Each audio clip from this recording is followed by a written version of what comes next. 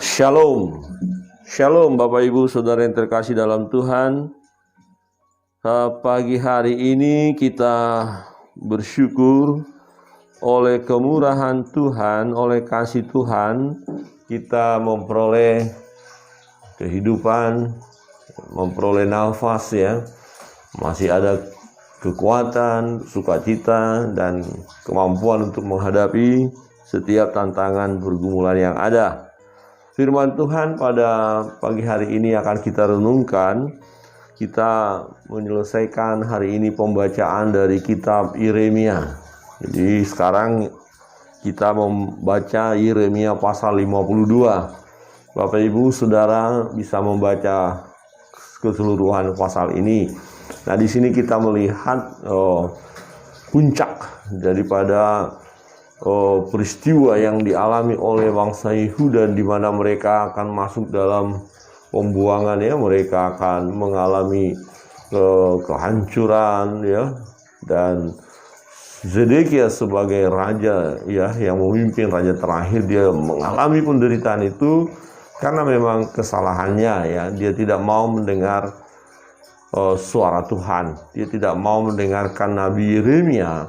Dan akhirnya dia mengalami penderitaan yang luar biasa ya. Di ayat 2 berkata begini. Nah, saya baca mulai ayat pertama ya supaya kita tahu. Zedekia berumur 21 tahun pada waktu ia menjadi raja, dan 11 tahun lamanya ia memerintah di Yerusalem. Nama ibunya ialah Hamutal binti Yeremia dari Libna. Ia melakukan apa yang jahat di mata Tuhan. Zedekia, ya, Raja Zedekia melakukan apa yang jahat di mata Tuhan, tepat seperti yang telah dilakukan oleh Yoyakim. Sebab oleh karena murka Tuhanlah hal itu terjadi. Perhatikan, sebab oleh murka Tuhanlah hal itu terjadi terhadap Yerusalem dan Yehuda, yakni bahwa ia, yaitu Tuhan, sampai membuang mereka dari hadapannya, dari hadapan Allah ya. Zedekia memberontak terhadap Raja Babel. Maka pada tahun ke-9 dari pemerintahannya, dalam bulan yang ke-10, pada tanggal 10 bulan itu, datanglah Nebukadnezar Raja Babel dengan segala tentaranya menyerang Yerusalem. Berkemahlah mereka mengepungnya, dan didirikan merekalah tembok pengepungan sekelilingnya. Jadi kota Yerusalem ya dikuasai, dihancurkan, ya dikepung, dan umat pilihan ini, umat Yehuda, mengalami ya kehancuran yang luar biasa, penderitaan yang luar biasa. Nah, di ayat 8 berkata begini. Tetapi tentara Kasdim itu mengejar raja dari belakang dan mencapai Zedekia di dataran Yeriko. Segala tentaranya telah berserak-serak meninggalkan dia. Jadi pasukan tidak bisa melawan lagi. Kalah, mereka kucar kacir. Raja Zedekia lari tapi dikejar dan dapat ya. Ayat 9. Mereka menangkap raja dan membawa dia ke Ribla di tanah Hamat, kepada Raja Babel yang menjatuhkan hukuman atas dia. Raja Babel menyuruh menyembelih anak-anak Zedekia di depan matanya. Juga semua pemuka Yehuda disembelihnya di Ribla. Wow, ini ngeri kali ya. Luar biasa. Ya, air mata tentu mengalir. Ya, darah saja mengalir, apalagi air mata. Yang melihat keadaan ini sangat mengerikan, karena memang ini akibat dari kesalahan Raja Zedekia yang tidak mau mendengar suara Tuhan. Kemudian mata Zedekia dibutakannya, ya, dibutakan matanya, lalu ia dibelenggu dengan rantai tembaga. Kemudian Raja Babel membawa dia ke Babel dan menaruhnya dalam rumah hukuman sampai kepada hari matinya. Dalam bulan yang kelima, pada tanggal 10 bulan itu, itulah tahun ke-19 pemerintahan Nebukadnezar, Raja Babel. Datanglah Nebuzaradan, kepala pasukan pengawal yang melayani Raja Babel ke Yerusalem. Ia membakar rumah Tuhan, ya, bait Allah, hancur luluhkan rumah raja dan segala rumah di Yerusalem. Segala rumah orang-orang besar dibakarnya dengan api. Segala tembok sekeliling kota Yerusalem dirobohkan oleh tentara Kasdim yang ada bersama-sama dengan kepala pasukan pengawal itu. Saudara yang terkasih dalam Tuhan, ini satu kengerian yang luar biasa. Penduduk Yerusalem, ya pembesar-pembesarnya, raja, kota itu semua dihabisi.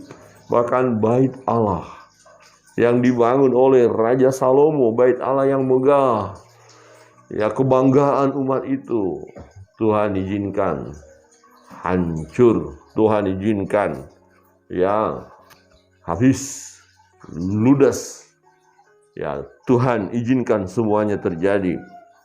Bapak Ibu Saudara yang terkasih dalam Tuhan, kalau saudara nanti membaca, ada banyak hal diceritakan tentang penderitaan yang dialami oleh umat pilihan Allah ini. Ya hancurnya Yerusalem, hancurnya bait Allah. Ya, Zedekia mengalami penderitaan yang luar biasa. Di depan matanya anak-anaknya dibunuh. Dia melihat penduduknya, pasukannya sendiri lari kocar-kacir meninggalkan dia. Dan setelah dia menyaksikan penganiayaan, pembunuhan kepada anak-anaknya, keluarganya, kemudian matanya pun dibutakan. Ya, matanya dibutakan, mungkin ditusuk dengan apalah begitu, akhirnya buta, dan itu sangat mengerikan, sangat menyakitkan sampai kepada akhir matinya. Kenapa itu terjadi? Kenapa Yerusalem hancur, bait Allah hancur, dan Raja Zedekia mengalami penderitaan yang dahsyat, yang luar biasa? Jelas itu karena mereka tidak mau mendengar firman Allah. Mereka tidak mau mendengarkan Nabi Yeremia. Mereka sudah diperingatkan. Jadi orang-orang yang sudah diperingatkan tidak mau mendengar peringatan itu, akan mengalami penderitaan, mengalami kehancuran, mengalami malapetaka. Ya, Zedekia justru ketika dia diberitahukan oleh Yeremia apa yang akan terjadi, mereka tidak percaya dan bahkan menuduh Yeremia telah melakukan sesuatu hal yang tidak benar, menuduh Yeremia telah menubuatkan nubuatan yang tidak benar, nubuat palsu. Ya, mereka menganggap diri mereka hebat. Raja ini merasa diri hebat, pasukan dia coba melawan Raja Babel. Akibatnya apa? Akibatnya adalah kehancuran. Kehancuran yang dahsyat, yang luar biasa. Bapak Ibu Saudara yang terkasih dalam Tuhan, kebenaran firman Tuhan ini mengingatkan kita untuk kita memperhatikan suara Tuhan, tanggap kepada firman, dan memberi diri untuk melakukan firman itu. Jika kita melawan Allah, jika kita melawan firman, jika kita menjadi orang-orang pembangkang, maka garis akhir adalah penderitaan. Garis akhir adalah kematian. Kesusahan yang akan terjadi. Untuk itu, mari kita taat pada firman, lakukan. Walaupun ketika kita melakukan sepertinya kita tidak berdaya. Kira-kira begini, ada orang yang menyakiti hati kita, melukai kita, ya, menzolimi kita. Secara manusia ini tidak adil. Dan kita mau membalas secara manusia loh. Kita mau mencoba. Kamu mau apa? Tapi firman Tuhan katakan jangan dibalas. Pembalasan adalah hak Allah. Mau nggak kita lakukan firman?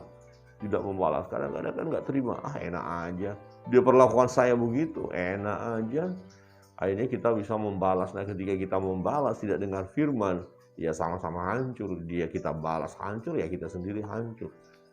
Ya paling tidak kita sudah tidak lakukan firman. Akhirnya kita sendiri menderita. Tapi kalau kita lakukan firman, iya, kita katakan baik. Tuhan, aku mau taat pada firman, udah saya ampuni dia. Saya tidak mau terlalu fokus memikirkan persoalan yang dia buat. Ya, saya tidak mau terpancing ikut cari gara-gara dengan dia. Saya biarkan aja, udahlah, terserah dia. Aman toh kita. Kita hanya bisa dengan tenang datang kepada Tuhan. Aku percaya firman-Mu Tuhan. Engkau Allah yang adil, Engkau Allah yang bertindak, Engkau melakukan yang terbaik bagiku. Orang-orang yang mengusik, ya saya biarkan aja. Saya nggak boleh terpancing.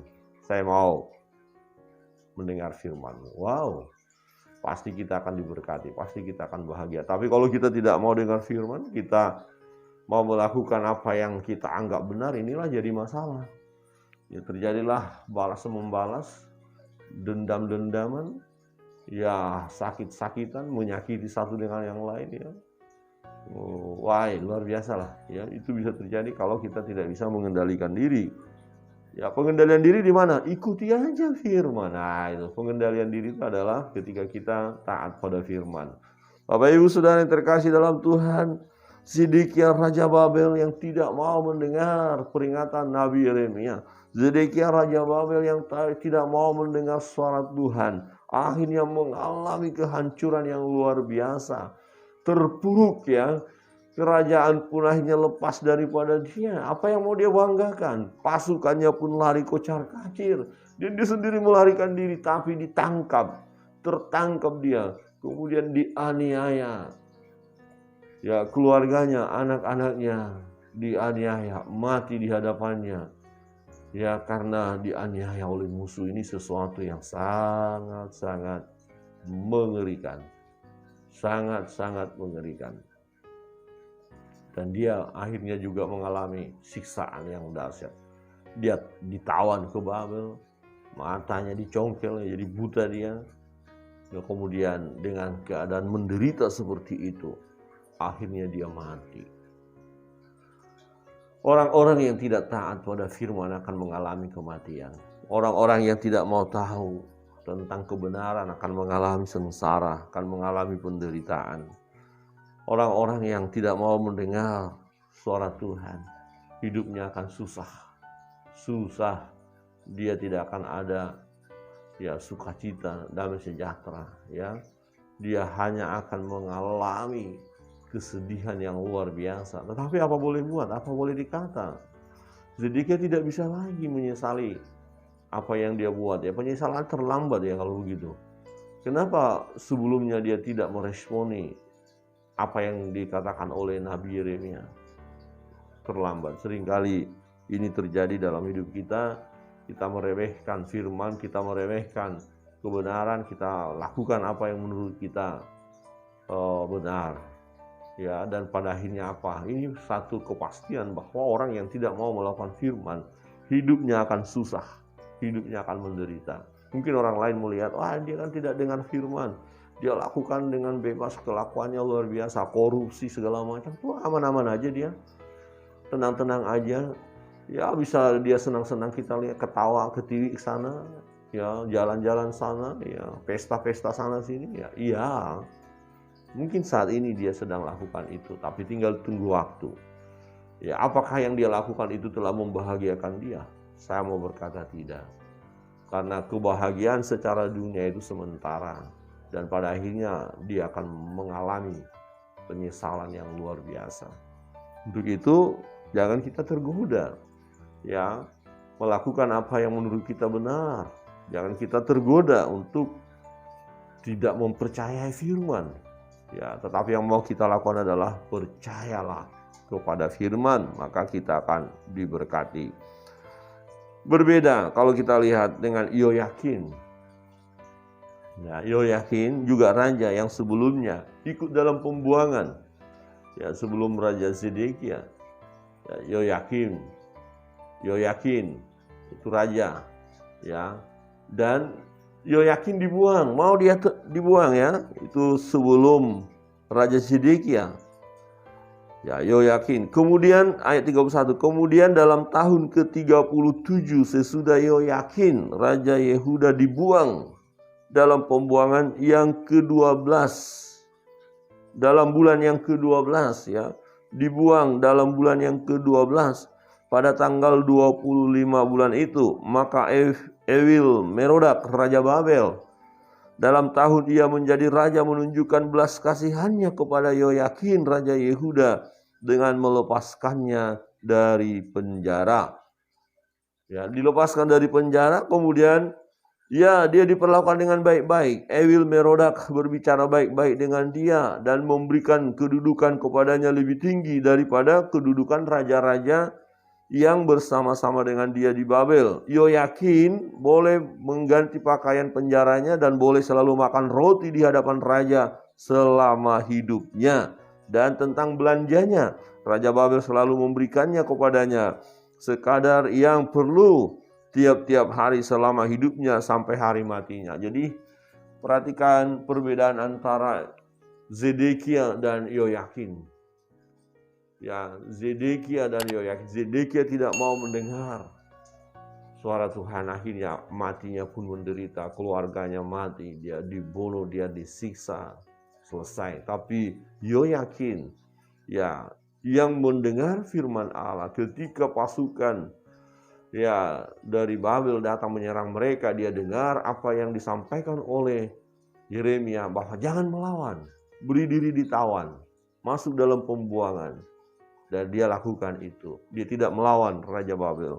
Dan akhirnya apa? Dia diperlakukan dengan baik. Di akhir hidupnya pun dia mengalami sukacita. Mati dengan baik. Dia bisa menikmati berkat-berkat ya melalui Raja Babel. Saudara yang terkasih dalam Tuhan. Ada dua perbandingan kita lihat di sana. Orang yang tidak mendengarkan firman Allah, hidupnya menderita, susah, garis akhir menyedihkan.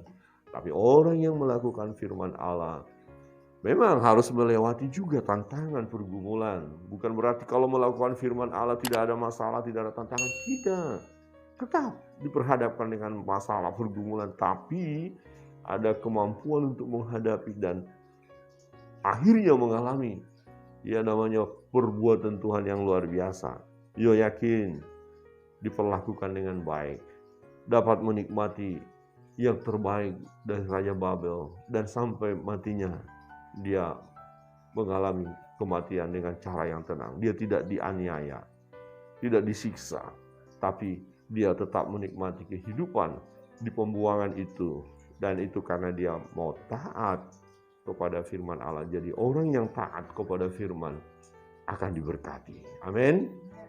Akan diberkati. Coba lihat kiri kanan dan katakan lakukan firman Allah. Bapak Ibu, lakukan firman Allah. Kiranya Tuhan Yesus memberkati kita.